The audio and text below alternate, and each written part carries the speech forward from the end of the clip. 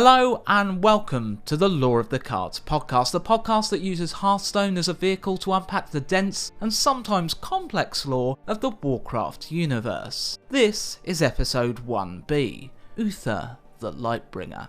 Last time, we followed Uther as he became the first of a new honoured order within the Alliance of Lordaeron, a paladin of the Silver Hand. Uther fought and won many a battle in the Second War, discovered a devious plot within the Alliance's own ranks, and began tutoring the prince of his kingdom, Prince Arthas, which began the prince's own journey toward becoming a paladin. In this episode, we'll see Uther make tough decisions. We'll discuss his role in what would be known as the Third War, and we'll look at where Uther is now. The relative peace humanity had been enjoying up until the Third War was soon to come to an end. The orcs in the internment camps had entirely lost their will to fight. Completely dejected, no bloodlust burned in their eyes. As a result, the camps were nearly pointless, because the orcs had no desire to escape. There were only occasional troubles from small groups of orcs within the kingdom, but nothing that the kingdom couldn't handle. However, this all changed with the rise of a new war chief, Thrall. Raised from birth by humans, the young war chief had somehow managed to rally the orcs and began to break them out of the internment camps. Terenus dispatched Uther along with Arthas to find and take down this upstart warchief in order to put an end to the orc revolt. Uther and his paladins hunted Thrall, but never came face to face with the young upstart. The warchief was able to cleverly evade detection despite his growing forces. Thrall performed several hit-and-run attacks to free his people, and the efforts Uther made to corral these attacks turned out to be useless. Thrall remained hidden. One day, news reached the Silver Hand that orcs had been present near the town of Hearthglen, which was under the watchful eye of Tirion Fordring. While Tirion thought the matter closed, his subordinates did not, so the Silver Hand sent Saidan Dathrahan to investigate. Usually this would have been deemed a minor threat, but with Thrall on the rise, they felt compelled to investigate. The humans went out searching and found an orc in an abandoned watchtower. Vastly outnumbered, the orc was beaten and restrained. Though the orc was caged and whipped, Tirion came to the beast's aid. Much to the shock of Dathrahan, Tirion wrestled a whip from a footman and beat the human instead. Tirion claimed the orc had saved him, but no matter what his explanation, he had committed treason. Tirion Fordring of the Silver Hand was taken into custody and carted off to the city of Stratholme. Tyrion's trial took place in the Halls of Justice. 4 jurors presided over the trial: Lord Admiral Dalin Proudmoore of Colteras, Archmage Antinidus of Dalaran, Archbishop Alonsis Fol, and the freshly minted paladin, Arthas. The judge for this case was none other than Uther the Lightbringer. Uther opened proceedings by asking Tirion how he pled. Guilty. Those in attendance broke out into raucous disdain, but the leader of the Silver Hand's booming voice was so commanding that he soon silenced them. Uther called Dathrahan as the first witness. While Saidan outlined why he had accused Tirion of treason, he did preface his accusations by saying, "Tirion Fordring has always been a man of honour and nobility."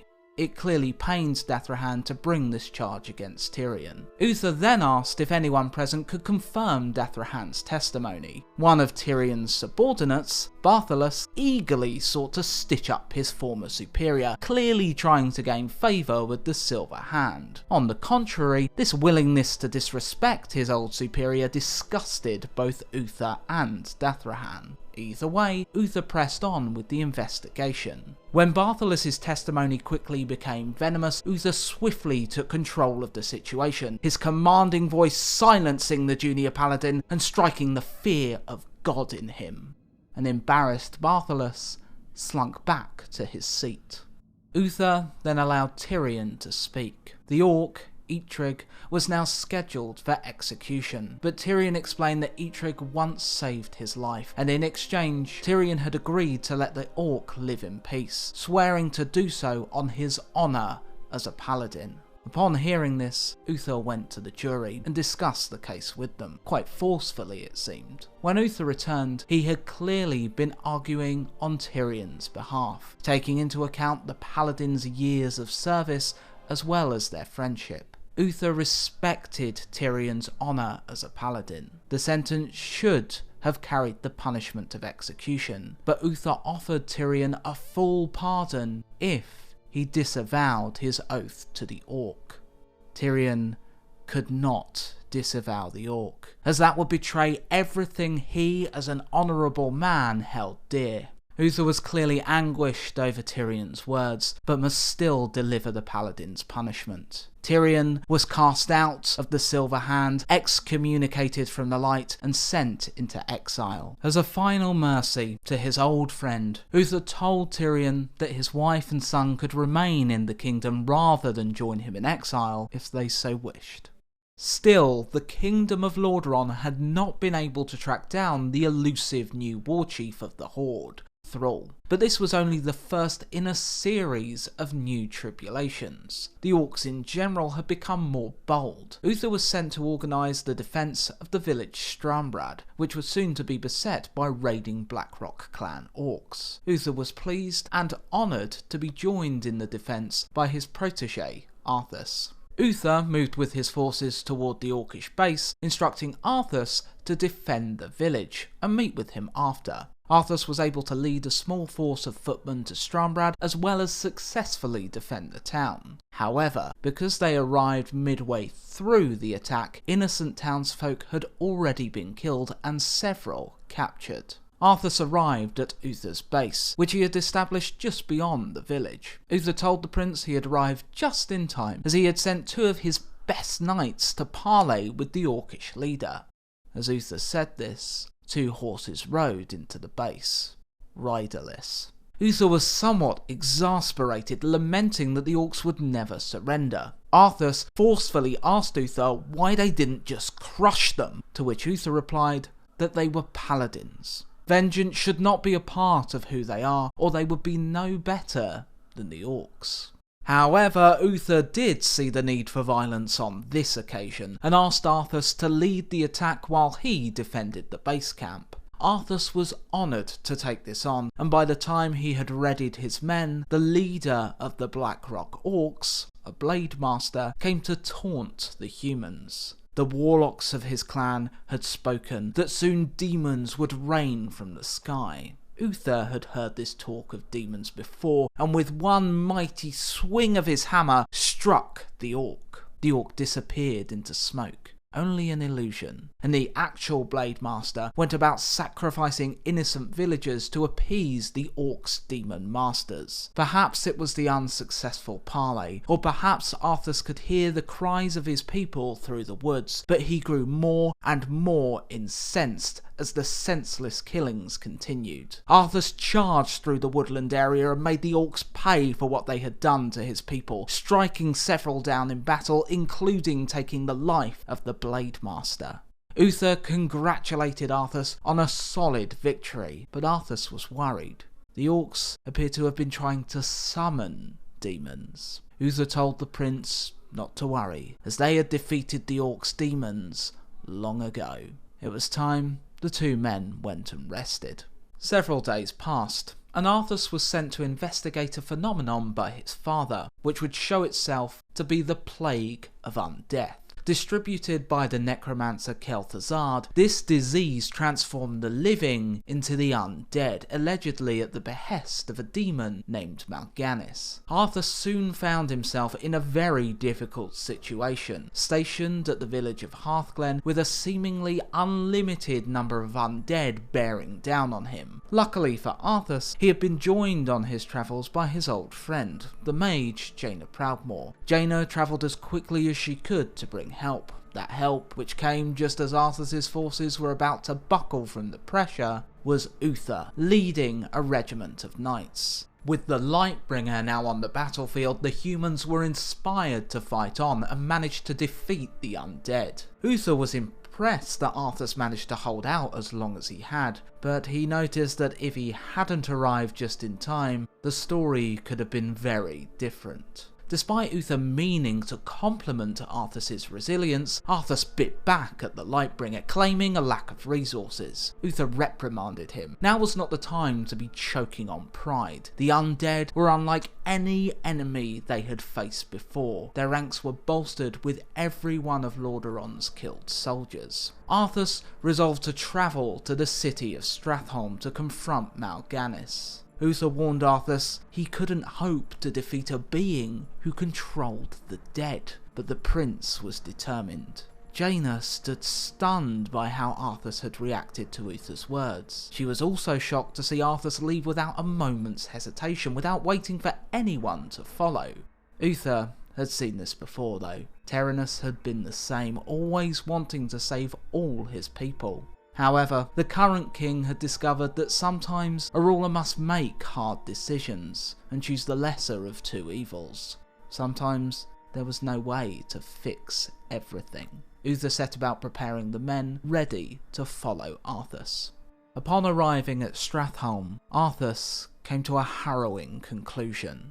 The plague was being transported via grain, and the prince could smell the unmistakable scent of freshly baked bread on the air. By now, the citizens could have consumed the bread, and it was only a matter of time before they turned into the undead. Arthas came to the grim conclusion that the city must be purged. Uther was aghast, shocked his former pupil could even consider that. The great paladin said there must be some other way, but Arthas' mind was made up, and as Uther's future king, he ordered the paladin to purge the city. Uther responded, "You are not my king yet, boy, nor would I obey that command even if you were."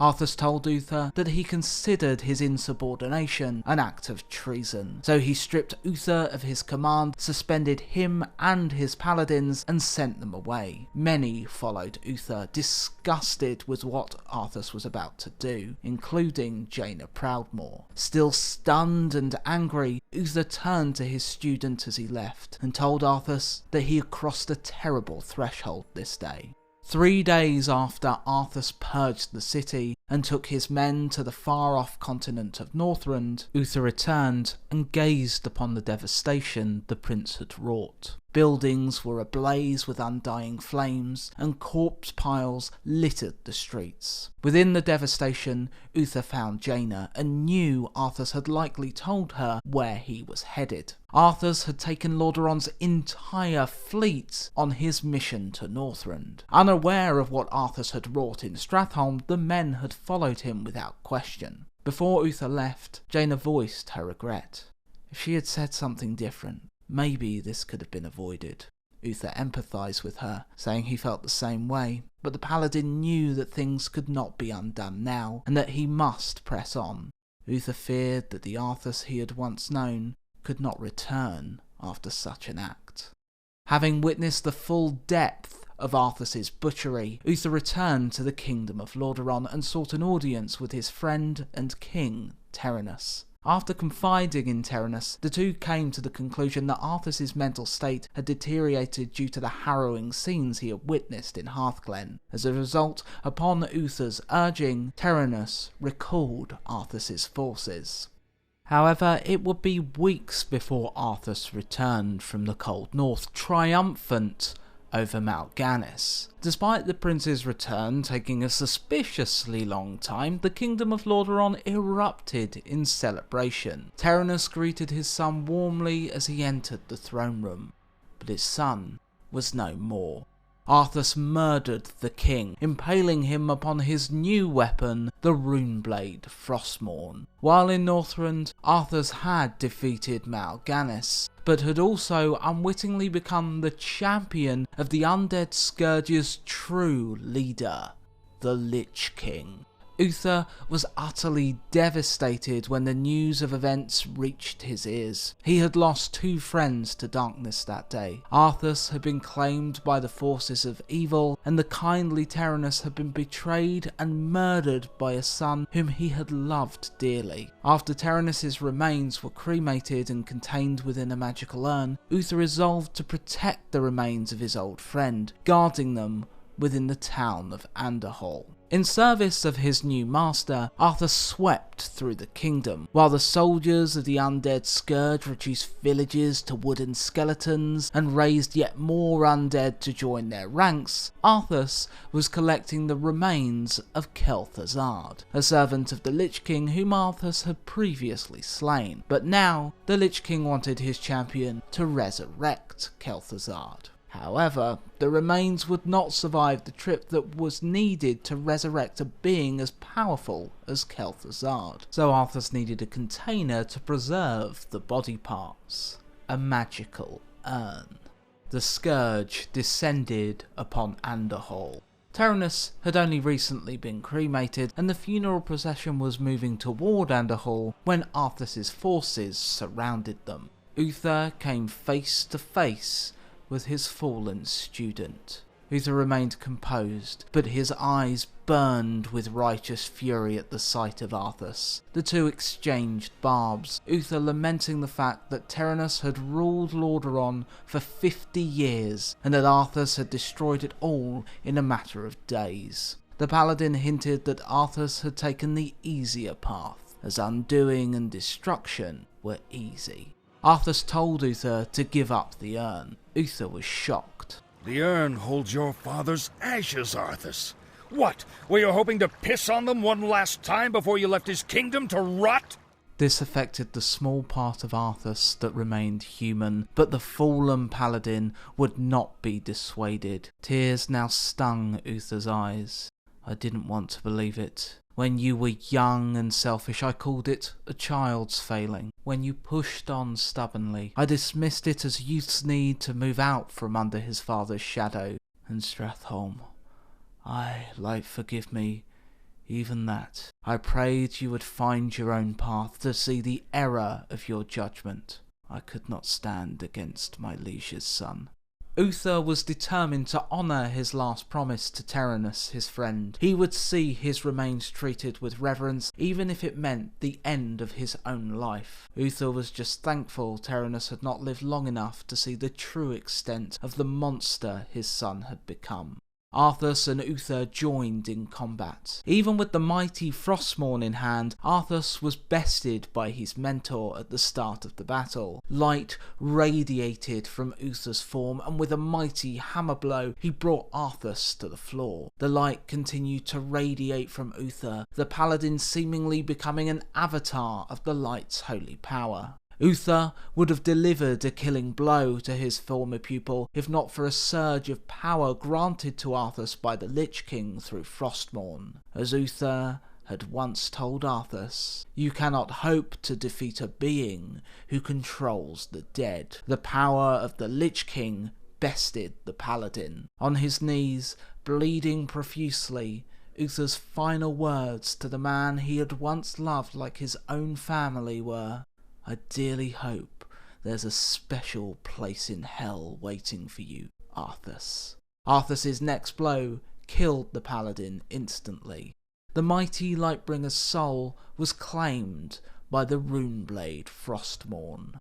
After his defeat, Uther's body was able to be recovered and entombed in the lands that would later become known as the Western Plaguelands, a beacon of light in a land that would become infested by the Scourge. The inscription upon his grave reads, Here lies Uther the Lightbringer, first paladin, founder of the Order of the Silver Hand. Uther lived and died to defend the kingdom of Lordaeron. Though he was betrayed by his most beloved student, we believe that his spirit lives on. He continues to watch over us, even as the shadows close in around our ruined land. His light is the light of all humanity, and so long as we honour his example, it shall never fade. Uther's ghost would occasionally appear to thank those of the Alliance who honoured his memory and forgive those of the Horde who sought to desecrate his tomb.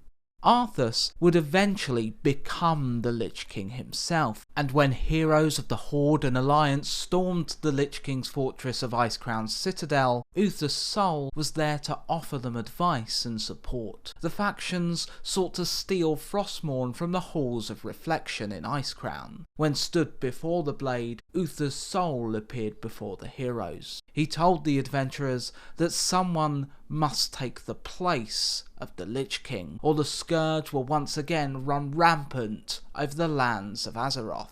As well as that, the Lich King can only be defeated in the place of his creation, the Frozen Throne. With Arthas' defeat, Uther's soul was set free, and the warrior Bolvar Fordragon took up the mantle of Lich King. Uther's legacy remains strong to this day. When Stormwind saw large portions of the city burned down due to an attack from the Black Dragon aspect Deathwing, a statue of Uther was erected in front of the city's cathedral. Soon, World of Warcraft players will come face to face with Uther again in the newest expansion, Shadowlands. The barrier between the realm of the living and the realm of the dead, the Shadowlands, will become shattered when the helm of the Lich King is destroyed. The realm of the dead consists of several regions, and how someone lived will determine what region their soul goes to. Uther's spirit is in the realm of Bastion, the realm of the purest and best among us. Heroes will seek to save Uther from dark forces to look to transform the great paladin into a being of malevolent retribution. And so ends the tale of Uther the Lightbringer so far. I really hope you enjoyed this podcast. If you did, why not show it some love on whatever platform you may be listening to it on now. Like and subscribe on YouTube, leave a review on iTunes, or follow on Spotify. Anything you can do to support would be awesome. Just before we move on to the bestiary, I thought it might be fun to give my personal opinion on the characters as we go through them. I usually really love evil characters, or characters with a dark edge to them, and the idea of doing horrible deeds for the greater good. Uther is a rare, pure good guy whom I absolutely love. He is everything he preaches, and is in no way a hypocrite, sometimes to his own detriment. For example, at Stratholme he does not fight Arthas due to his unbreakable loyalty to Terenas. Uther's flaw is that he is too much of a good guy, but he isn't an annoying goody-goody in my opinion. He is more than willing to bring righteous fury down upon his enemies if need be. He's pretty damn awesome, and it's clear to see why his return to the Warcraft games at BlizzCon was met with emphatic cheers. Anyway, let's take a brief trip to the bestiary, shall we? Let's take a look at another of Azeroth's common beasts, the Scorpid. These large creatures resemble scorpions in appearance, an exoskeleton, a pair of lethal claws, and a long tail with a stinger on the end. Unlike the scorpions of our world, most Scorpids grow to around 3 feet, and some can grow large enough to be ridden as mounts. Generally speaking, Scorpids are aggressive creatures, attacking anything they perceive as a threat. Their venomous arsenal allows them to take down creatures 100 times their own body weight. A Scorpid's venom causes suffocation, seizures, and shortly after, death. It is not just the Scorpid's tail that contains venom, their claws and mandibles do too. The most deadly venom of adult Scorpids is found in their tail, and young Scorplings have their deadliest venom in their bite. Hunting and killing Scorpids is seen as a rite of passage among orcs, a truly challenging hunt. Scorpids communicate with one another through a complex series of clicking and chattering sounds. A particularly large Scorpid is portrayed on the Hearthstone card Wasteland Scorpid. Thank you for listening, and I hope you tune in next time for when we begin to look into a hero that is perhaps the very antithesis of Uther. Goodbye.